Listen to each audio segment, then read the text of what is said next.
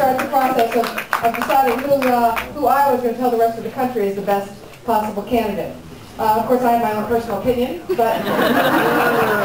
Me too. Yeah, you too? That's great to hear. What we want to do is to leave this room making certain that each and every one of you has that opinion. That means we have to give you the information you need if you're undecided to make that commitment. And if you are decided, to give you the weaponry you need to go out and convince other people that that's what they need to be doing too come Thursday night. Now, I want to talk a little bit about electability. John is a candidate the only candidate who's born in rural America, understands the problems that happened there, happened in his own hometown. Yeah, go, sit. I didn't realize until people started sitting that you could sit, so I thought. You want to sit? No, sit if you want, right there for a minute. There's an outside chance it'll be less distracting slightly if sitting. Thank you for that adoring look. That was really sweet. Got to notice them when they come. John, but not just that, but John has won in a red state. That's something that none of the other Democratic candidates have done. So you know that he can appeal to voters that sometimes the Democratic Party writes off. We figure we can't win in these states, so we don't even try. In 2004, with a North Carolinian on the ballot, do you know how many television ads we ran in the state of North Carolina? 0. 0 is the right answer. None. And why? Because we just figured we couldn't win in a state like that. You know, we can't do that. We can't keep giving up states. We can't keep giving them a lead. I mean, North Carolina is the 11th or 12th most populous state in the country, and we just write it off and say, well, we don't need those electoral votes.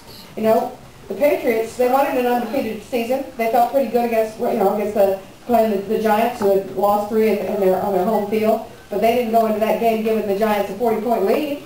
But the Democrats do that every 4 years. And you see us, and it's not just this past 2004, we do it all the time.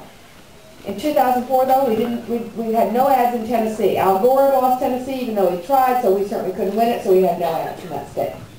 The state of Kansas, you know, Thomas Frank wrote that book, What's the Matter with Kansas? About why Kansas keeps voting against its economic interests, keeps voting for Republicans, even though their economic interests would be voting for the Democratic Party. So it's why bother putting an ad in there. I'll tell you a story about that. In 2004, we took a train trip, a really magnificent train trip with the Carries out west, you know, starting in the East Coast, going west, starting in St. Louis actually, going out west. It was absolutely incredible to see the country that way. Made stops places, rallies from the back of the train, sort of old style. It was truly magnificent.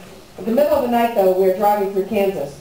And I'm still up because I'm sort of an insomniac, which is going to be helpful in this 36-hour marathon.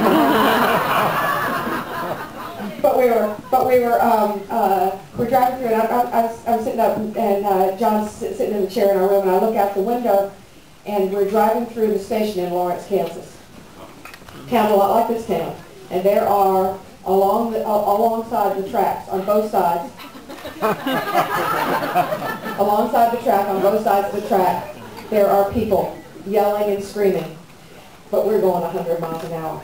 And you see their flash bulbs go out. You know what those pictures must look like? And they've got signs. Well, the next day, John and I went back. But that's the only appearance we made in Kansas. And actually, Jack, you spoke at that rally in Kansas. You remember what you said? Remember what you said? All right, that's enough then. He said, hope is on the way.